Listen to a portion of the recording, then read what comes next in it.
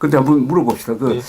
지금도 터키 사람 중에 몽골 반점이 있는 사람 있습니까? 저는 지금 그 얘기를 방금 전에 사실은 얘기를 드렸는데 결혼이 많이 했다 보니까 드물하게 있는 사람들이 있긴 있어요. 그 예를 들면 중앙아시아에서 왔다가 터키에서 아무데도 움직이지 않고 몇백 년 거기서 정착했던 네. 그런 시골들 있어요. 예를 들면 아무데도 안 갔어요. 이동을 안 하는 예. 시골로 들어가 있는. 예. 그리고 거기에도 그 슬라브족 혹은 아랍족이 안 들어왔어요. 그 사람들 중심으로 가시면 살짝 희양해도 있긴 있어요. 근데 비율이 너무 작아요. 그런데도 그런 피부는 얼굴 모양은 변했지만 말은 잘 안 변하는 모이죠. 말이라는 거 이제 참 터키 민족이 군대 중심으로 움직여왔던 민족이다 보니까 터키는 아무리 예를 들면 오스만 제국 시대에서도 수많은 민족이 있었고 수많은 종교가 있었는데 다들 자기네 언어 종교대로 냅뒀어요. 오직 군대만 터키어예요. 그래서 언어는 군대 중심으로 살아왔어요. 그렇죠. 그러니까 그 군인들이 쓰던 말은 우랄 알타이의 문법을 그냥 계속 유지를 해가지고 그게 전체 국어의 문법으로 터키의 문법으로 남았어요. 예를 들면 국가 제도에서 국가에서 그 서류로 작성했을 때 아랍어 쓸 때도 있었어요. 터키 사람들이 이란어를 쓸 때도 있었어요. 셀juk 제국 때는 국어는 공용어는 이란어였어요. 민족이 터키어인데도. 그렇죠. 근데 군대 언어는 터키어예요. 그걸 처음 알았는데요. 이게 어떤 민족을 이야기를 할 때 언어가 가장 중요하거든요. 맞아요. 그렇죠. 유럽에서 지금 30개 이상의 나라가 있지만은 다 각각의 국어를 가진 나라가 나라를 만들어요. 그죠? 그 민족을 규정할 때 국어를 같이 쓰는 민족은 같은 민족이잖아요. 얼굴은 달라요. 자, 그거는 뭐 프랑스의 혁명 이후로부터 나오는 그 민족주의 바람에서는 언어는 결정적인 요소가 된 거예요. 그렇죠. 예전에는 민족이라는 개념이 좀 약간 종교 중심적인 개념이었어요. 어떤 교회를 따르느냐, 어떤 종교를 따르느냐. 그때는 지금 민족 중심, 언어 중심의 그 네이션 스테이트 개념이 없었죠.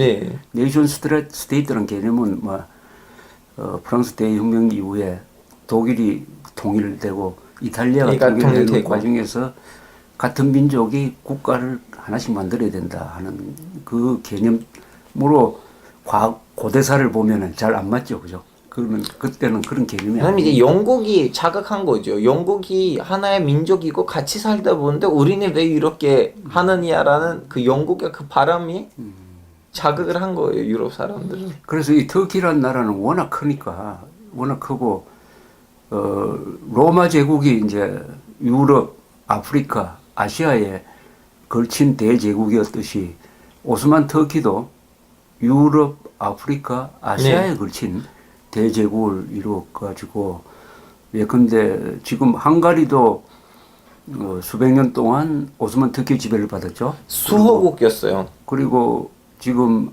발칸 반도에 있는 나라. 루메니아하고 몰도바도 수호국이었어요. 그렇죠. 수호국. 그 다음에 또 한때 성공을 하지 못하면 비엔나로 쳐들어와가지고 비엔나 앞까지는 왔어요. 비엔나 2번이나. 포위를 2번이나 하고 마지막에 17세기에 비엔나를 포위했을 정도니까 얼마나 큰 나라인지 알 수가 있고 그래서 1차 세계대전으로 이제 오스만 터키가 사라지게 되는데 오스만 터키가 무너진 이후에 그 나라 새로 생긴 독립국가가 누군가는 정확하게 계산을 안 했겠지만 한 30개의 나라가 새로 생겼다. 56개요. 예? 56개요. 그렇게 많았다고요? 왜냐면 탄자니아까지는 지배했어요. 탄자니아? 오스만 터키가 지배했어요? 한 20, 30년 동안 지배한 적이 있어요. 그러니까 오스만 터키가 어느 정도의 대제국이라는 걸 상상하려면은 우선 아프리카에서는 이집트, 그죠? 다음에 이태리 남부도 지배한 적이 있어요. 이탈리아 남쪽, 그 다음에 이란은 빼야지. 이란은 정복을 한다니까. 이란에서도 테브리즈까지. 아제르바이잔, 아르메니아, 조르지아, 그리고 우크라이나, 폴란드의 일부. 우크라이나도 지배했어요? 그렇죠. 일부겠죠, 일부. 아니, 우크라이나에서는 예전에는 급작 강한국이 있었고 급작 강한국은 오스만 제국의 속국이었어요. 그러니까 이 오스만 터키라는 600년 동안 계속되던 대제국이 무너져서 아직 그 뒤처리가 안 되는 것 중에 하나가 바로 이스라엘, 아랍, 그렇죠. 이 중동 문제입니다. 그죠? 그렇죠. 중동 문제고 발칸에서 한때 내전이 일어난 네. 거 한 것도 그때 남아 있었던 그 이슬람 교도들과 뭐 여러 기독교들과 이 그리고 분쟁이라든지 정교회하고 전주교하고 개신교 그런 종파들끼리도 사람 아직도 말 간만. 그래서 이 오스만 터키에 대한 역사를 이해하면은 세계사의 상당 부분을 이해하게 되는데 이건 워낙 복잡하니까 이건 또 천천히 하기로 하고 우선 한국 사람들한테 익숙한 이 케말 파샤 아타투르크 이야기를 좀 해야 되겠는데 한국 사람들은 케말 파샤 근대 터키 공화국을 만든 국부 이렇게 이해를 하고 터키를 여행한 사람들은 어딜 가나 아타투르크의 사진이 붙어 있고 또 아타투르크를 비판하면 안 된다면서요? 지금도 그런 법이 있습니까? 선생님 아직도 있어요.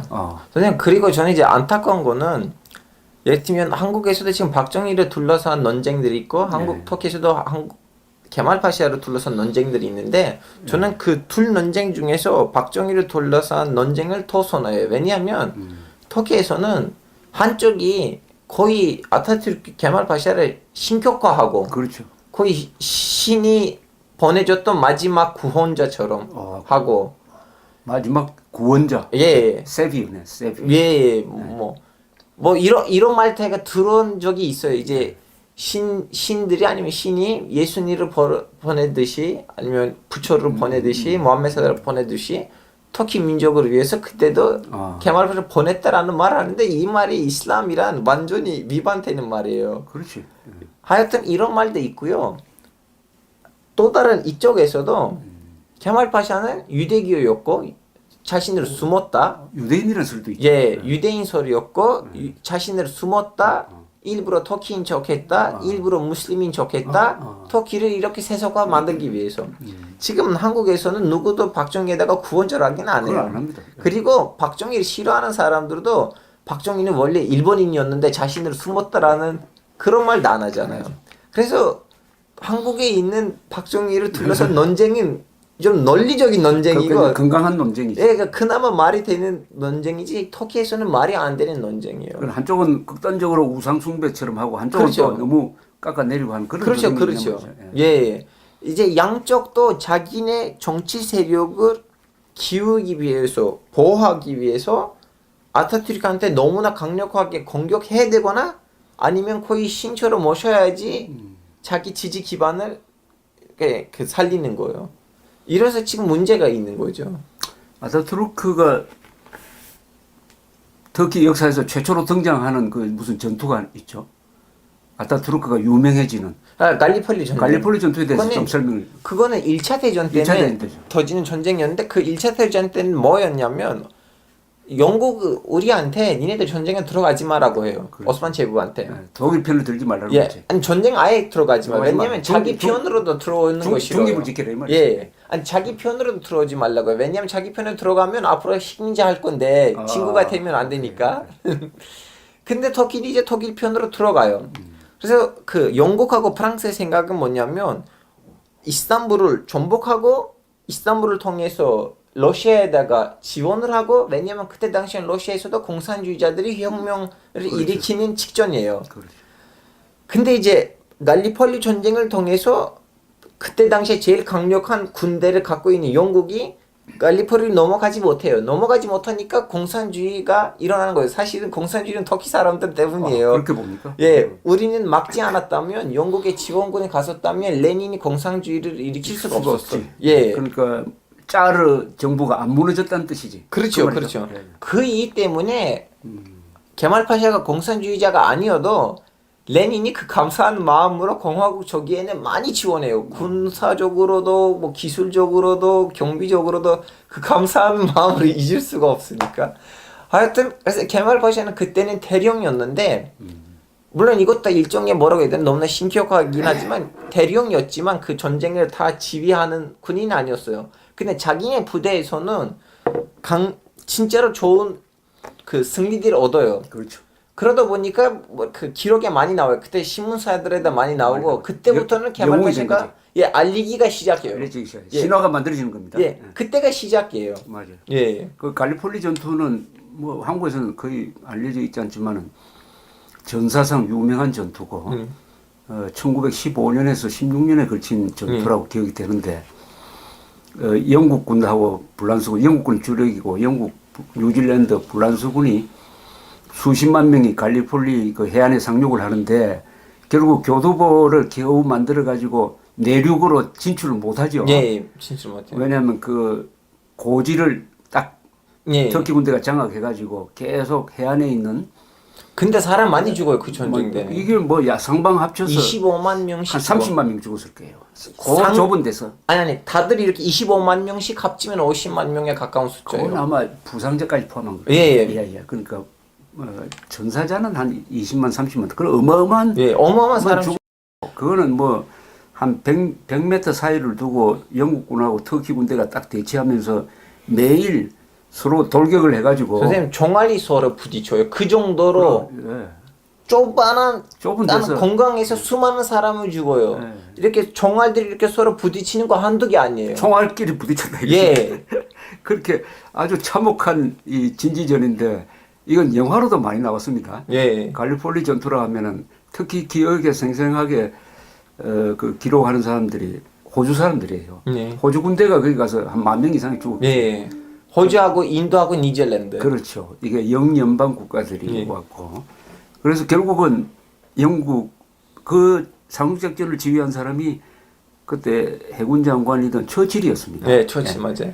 처칠의 아주 실패작이고 예. 결국 이 사람들이 철수해가지고 돌아감으로써 아까 말씀드렸던 대로 원래 노렸던 게 이스탄불을 통해서 저 러시아 쪽으로 그렇죠. 가려고 했는데 그렇게. 그게 차단이 됨으로써 러시아의 짜르 이 정권이 나중에 무너지는 계기가 됐다는 이런 말씀입니다. 그때 당시 우리 고향이 러시아 땅이었는데 이제 혁명이 일어나니까 빨리 터키랑 우리는 전쟁 협정을 하자고 해서 우리 고향을 터키에다가 돌려주고 전쟁 협정을 맺게 돼요. 아, 러시아가. 예. 이제 왜냐 이제 공산주의자들 정권을 잡았는데 외부에서는 전쟁을 원하진 않아요. 그렇죠. 조기니까. 그래서 제 고향하고 제 고향 위에 있는 도시를 터키에다가 주고 그 국경을 맺어요. 안 그랬으면 저는 지금 소련 하에서 태어났었던 사람이 될 수도 있었어요.